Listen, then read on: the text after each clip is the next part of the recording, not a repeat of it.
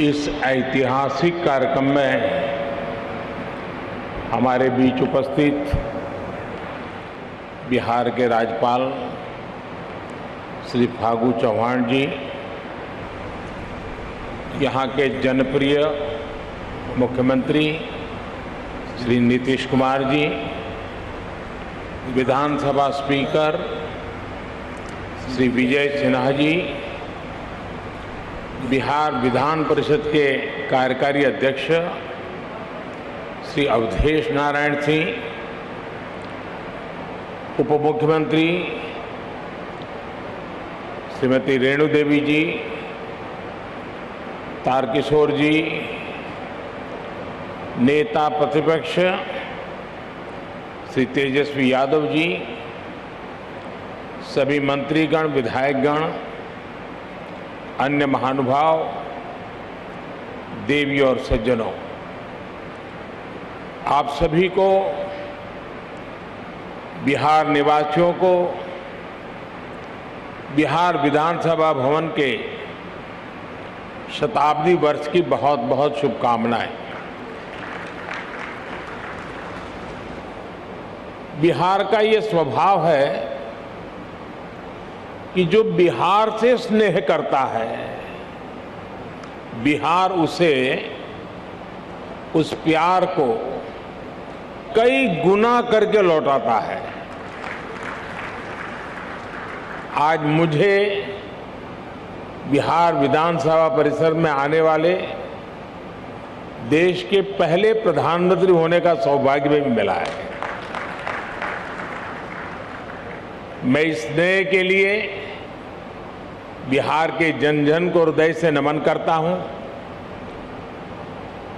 मुख्यमंत्री जी का, स्पीकर महोदय का भी हृदय से बहुत बहुत आभार व्यक्त करता हूं।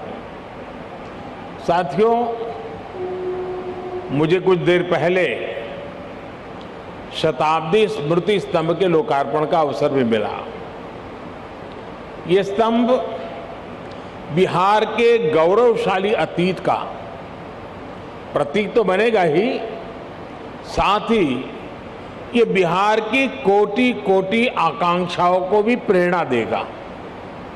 अब से कुछ देर पहले बिहार विधानसभा म्यूजियम और विधानसभा गेस्ट हाउस का शिलान्यास भी हुआ है।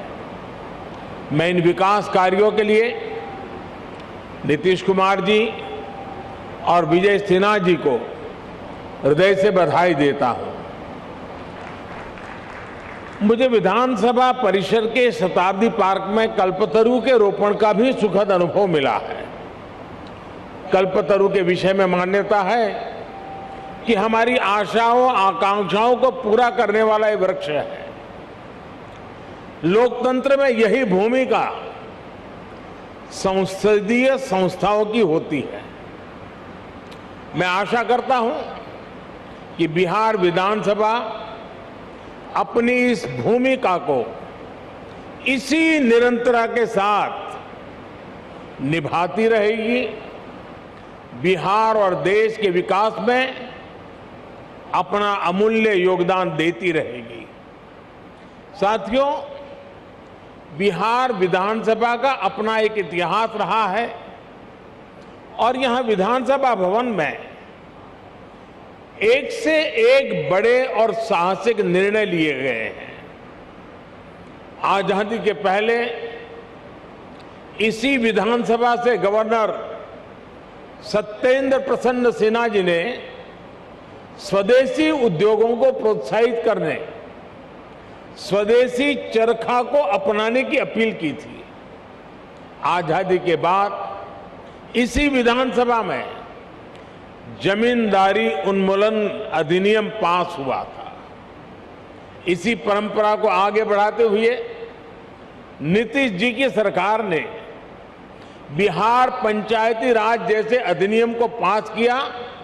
इस अधिनियम के जरिए बिहार पहला ऐसा राज्य बना जिसने पंचायती राज में महिलाओं को 50% आरक्षण दिया। लोकतंत्र से लेकर समाज जीवन तक समान भागीदारी और समान अधिकार के लिए कैसे काम किया जा सकता है, ये विधानसभा इसका उदाहरण है।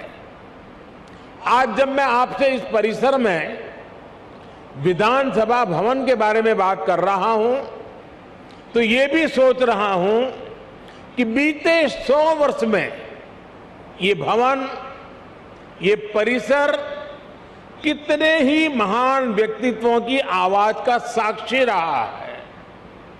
मैं नाम अगर लेने जाऊंगा तो शायद समय कम पड़ जाएगा, लेकिन इस इमारत ने इतिहास के रचयिताओं को भी देखा है और खुद भी इतिहास का निर्माण किया है। कहते हैं वाणी की ऊर्जा कभी भी समाप्त नहीं होती। इस ऐतिहासिक भवन में कही गई बातें, बिहार के उत्थान से जुड़े संकल्प एक ऊर्जा बनकर आज भी उपस्थिति है। आज भी वो वाणी, वो शब्द गूंज रहे हैं। साथियों, बिहार विधानसभा भवन का ये शताब्दी उत्सव एक ऐसे समय में हो रहा है जब देश अपनी आजादी का अमृत महोत्सव मना रहा है। विधानसभा भवन के 100 साल और देश की आजादी के 75 साल, ये केवल समय का संयोग नहीं है, इस संयोग का साझा अतीत भी है और सार्थक संदेश भी है। एक और, बिहार में चंपारण सत्याग्रह जैसे आंदोलन हुए तो वहीं इस धरती ने भारत को लोकतंत्र के संस्कार और आदर्श पर चलने का रास्ता भी दिखाया।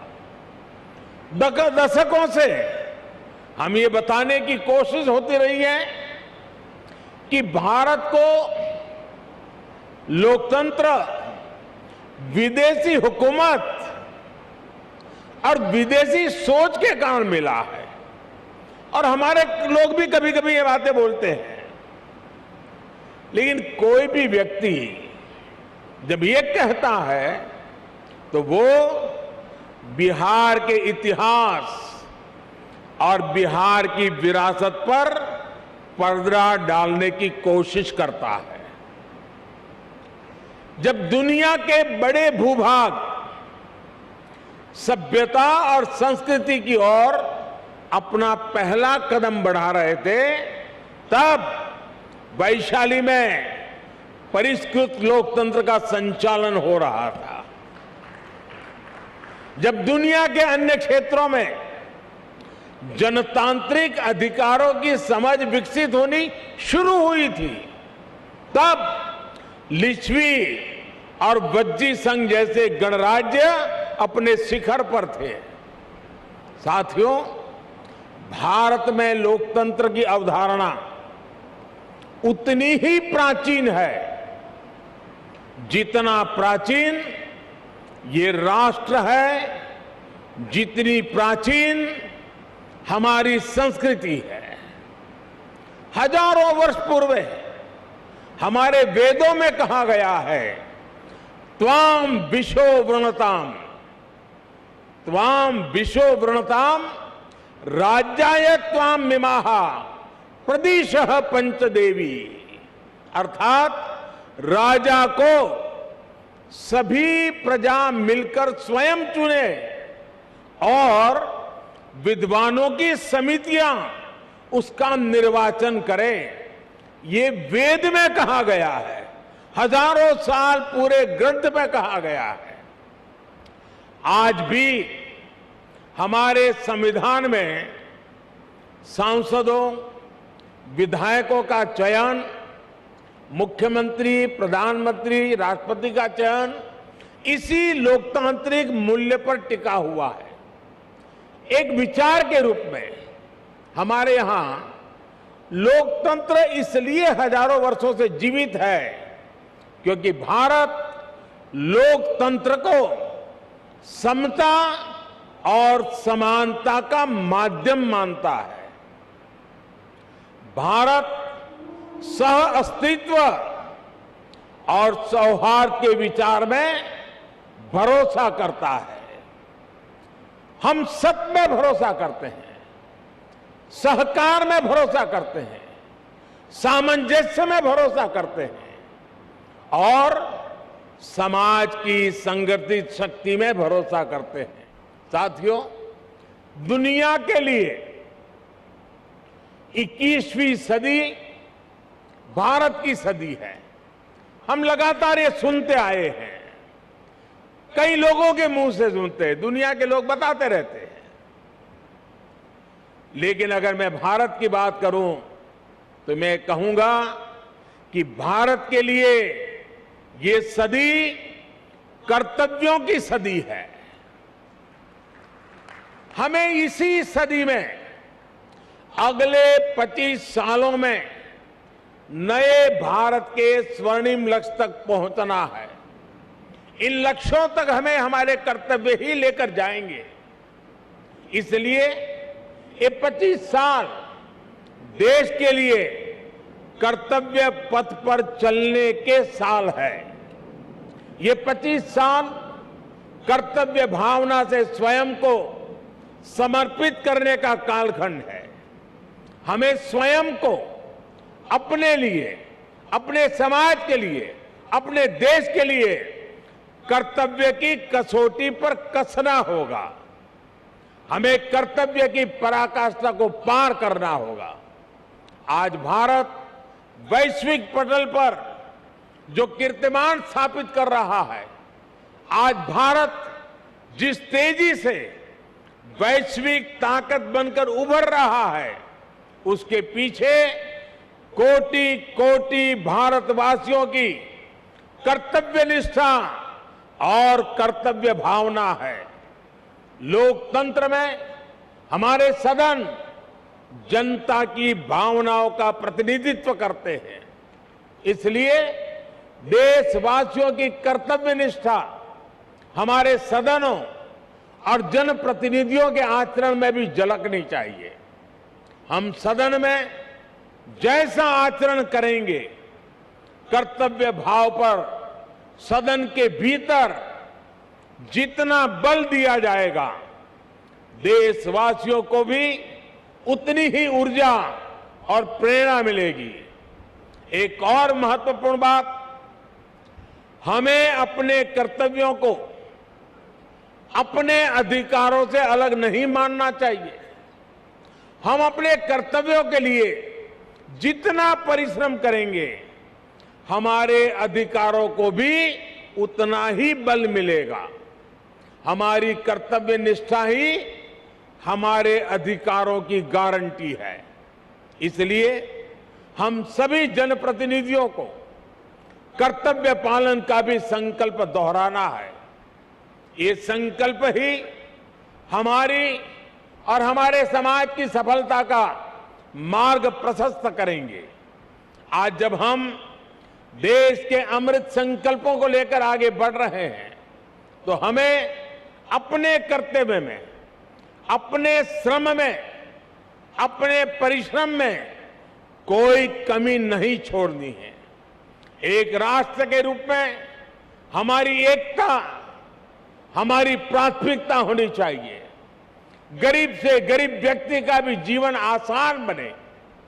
दलित, पीड़ित, शोषित, वंचित, आदिवासी, हर किसी को हर जरूरी सुविधा मिले, ये हम सभी का संकल्प होना चाहिए। आज सबको घर, सबको पानी, सबको बिजली, सबको इलाज जैसे जिन लक्ष्यों को लेकर देश काम कर रहा है, वो हम सबकी सामूहिक जिम्मेदारी है। बिहार जैसे सामर्थ्यवान और ऊर्जावान राज्य में गरीब, दलित, पिछड़े, आदिवासी और महिलाओं का उत्थान बिहार को भी तेज गति से आगे बढ़ा रहा है और बढ़ाएगा।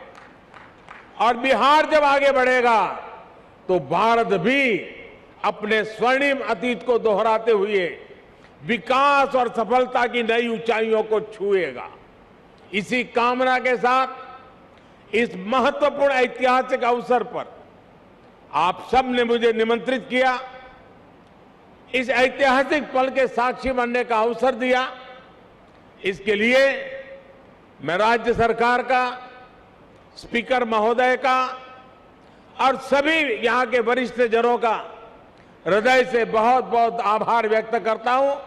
अनेक अनेक शुभकामनाओं के साथ इस 100 साल की यात्रा आने वाले 100 साल के लिए नई ऊर्जा का केंद्र बने, इसी एक अपेक्षा के साथ बहुत बहुत धन्यवाद, बहुत बहुत शुभकामनाएं।